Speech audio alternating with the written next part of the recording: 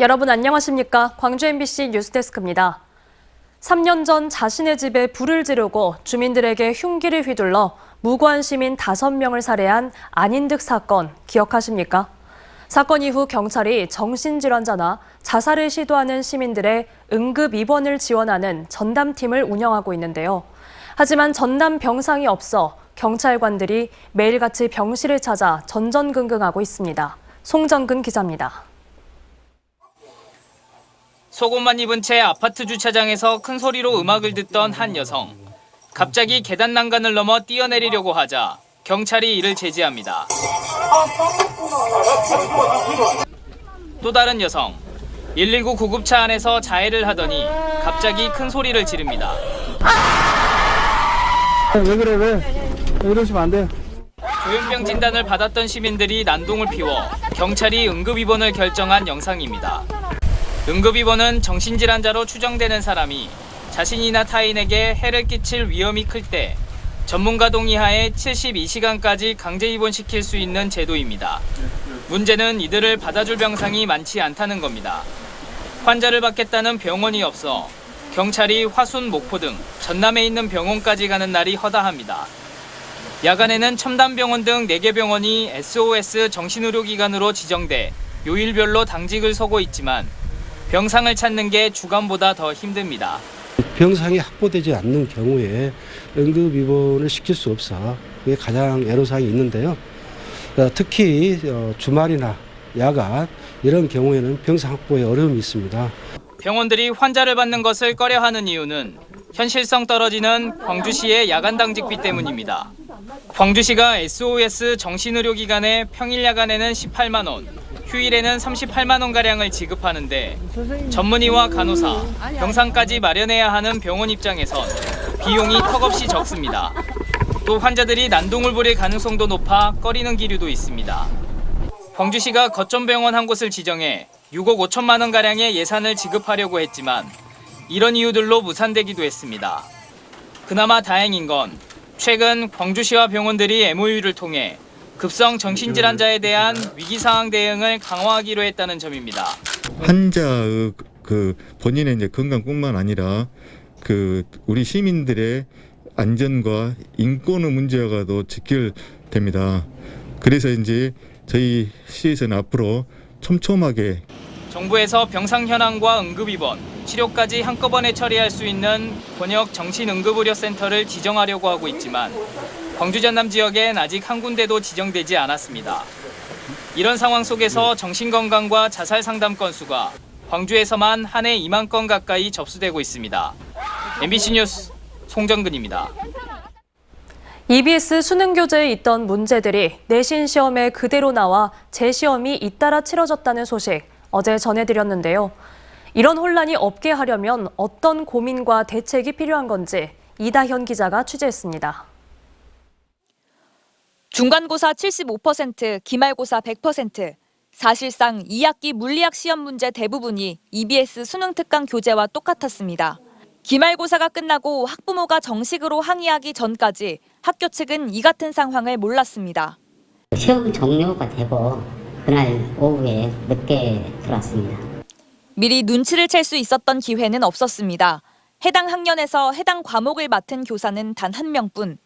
현재 광주시 교육청 매뉴얼에 따르면 각 교과 담당 교사가 2명 이상일 때만 반드시 협의해서 평가 계획을 세우도록 하고 있습니다. 선택 과목이 다양해지면서 교사 1명이 한 과목을 도맡는 경우가 많아진 현실을 고려하면 허점이 생길 수밖에 없습니다. 한 학년은 한 분이 담당하시더라도 다른 학년에 동교과가 있는 경우에는 교차 검토가 될 수 있도록 아무튼 좀 그렇게 적극 좀 학교를 권장할 예정이고요. 물론 이 같은 대책이 만병통치약이 되긴 어렵습니다. 교사들이 시중에 풀려있는 문항들을 모두 숙지해서 베끼기를 완벽하게 잡아내는 건 불가능에 가깝습니다. 학교 전체를 통틀어 1명의 교사만 배치되는 한문이나 제2외국어 같은 과목들도 있습니다. 이에 광주시 교육청은 교원 개개인의 평가 역량을 높일 수 있도록 관련 연수를 의무화한다는 계획. 재시험 원인이 문항 오류나 편집 오류, 시험지 유출 등으로 다양한 만큼 각각의 사례를 면밀히 살피고 제도를 강화해 나가야 한다는 지적도 나옵니다. 계속 반복되는 원인이 무엇인지에 대해서 평가되고 조사되는 것이 좀 필요하다라는 생각이 들고요. 각종 제도적 허점이나 일탈에 피해를 보는 건 결국 성의껏 시험에 대비한 학생들입니다. MBC 뉴스 이다현입니다. 생활 형편이 어려운 이들이 최소한의 여가 활동을 할 수 있도록 정부에서 일정액을 지원해주는 카드가 있습니다. 바로 문화누리카드인데요. 대상자에겐 올해 1인당 11만 원씩 지원됐는데 이번 연말까지 사용하지 않으면 사라진다고 합니다. 조현성 기자입니다. 문화누리 카드는 기초생활수급자나 차상위 계층에게 선불카드 형태로 지급됩니다. 시행된 지 9년째를 맞은 복지사업으로 올해는 1인당 11만 원씩 지급됐습니다. 가족 서너 명이 지원을 받는다면 작지 않은 액수로 문화생활은 물론 체육이나 여행, 관광 목적으로도 쓸 수 있습니다. 서점하고 그다음에 KTX하고 고속버스가 가능하거든요. 그래서 그쪽에서도 많이 사용하시고 또 영화관 많이 사용하십니다. 실제로 올해 광주에서는 문화누리 카드 사용액의 45%가 도서 구입에 이용돼 가장 높은 비중을 차지했고 영화 관람과 여행 교통비 등의 순으로 사용 비중이 높았습니다. 하지만 매년 문화누리 카드 지원금 가운데 상당액이 미처 사용되지 못한 채 사라집니다. 올해 문화누리 카드를 발급받은 광주 시민은 8만 6천 명 남짓에 배정된 액수는 110억 원에 이릅니다. 그런데 연말까지 보름이 채 남지 않은 가운데 예산 대비 이용률은 70%가 채 되지 않아 자칫 수십억 원이 사용 기한을 넘겨 국고에 반납될 처지입니다. 특히 올해는 1인당 지원 금액이 1만 원씩 늘어나고 코로나19로 인한 바깥활동 제약에서도 상대적으로 자유로웠던 점을 감안하면 지난해보다 낮아진 이용률이 아쉬울 수밖에 없습니다. 지난해 광주의 문화누리 카드 예산은 75억 원이었고 예산 대비 이용률은 92.4%였습니다. MBC 뉴스 조현성입니다.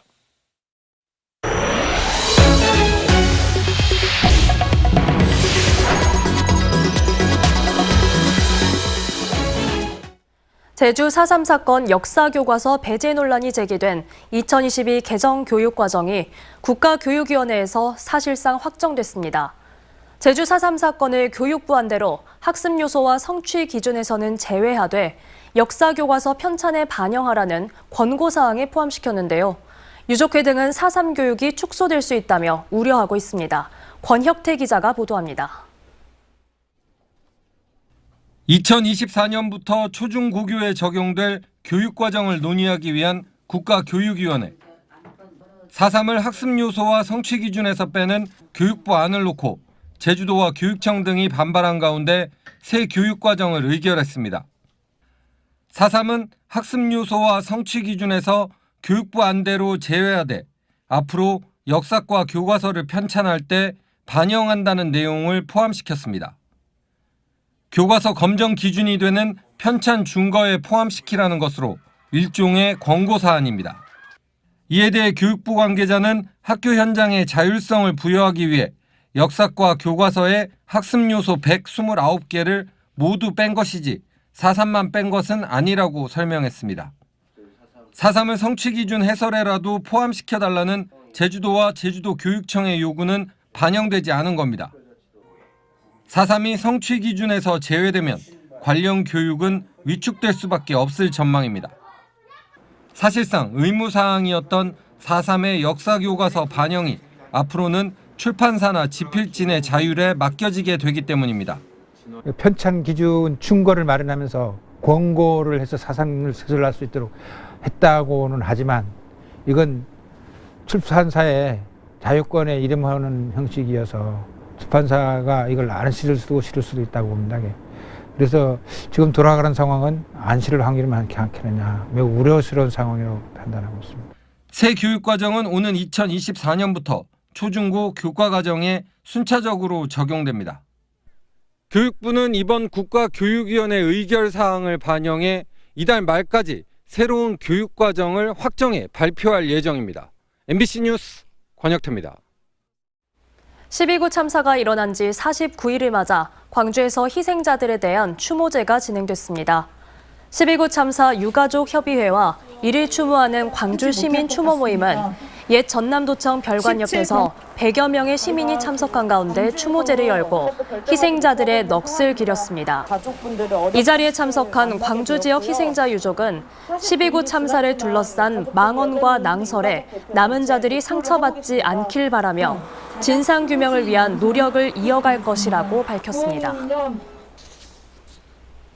골프장 탈의실에서 수백만 원의 금품을 훔친 현직 경찰관이 경찰에 붙잡혔습니다. 나주경찰서는 지난 13일 오후 12시 30분쯤 나주 한 골프장의 탈의실 사물함에서 현금 500만 원과 수표 200만 원이 든 지갑을 훔친 혐의로 광주 서부경찰서 모 지구대 소속 40대 경사를 붙잡아 조사하고 있습니다. 경찰 조사 결과 이 경사는 피해자가 사물함의 비밀번호를 누르는 모습을 몰래 지켜본 뒤 자리를 뜨자 이 같은 범행을 저지른 것으로 확인됐습니다. 광주문화방송이 지난 10월부터 화면 우측 상단에 광주 MBC 대신 광주문화방송이라고 표기 오고 있는 것과 관련해 영어 표기의 신화를 깨는 의미가 있다는 평가가 나왔습니다. 관훈클럽의 좋은 기사 연구 모임이 주최한 광주문화방송의 한글 이름 표기, 그 의미와 과제 세미나에서 발제자로 나선 아주대 홍경수 교수는 이같이 말하고 더 나아가 시청자와 제작자에게 한글을 확산하고 중시하는 바람을 몰고 올 것이라고 말했습니다.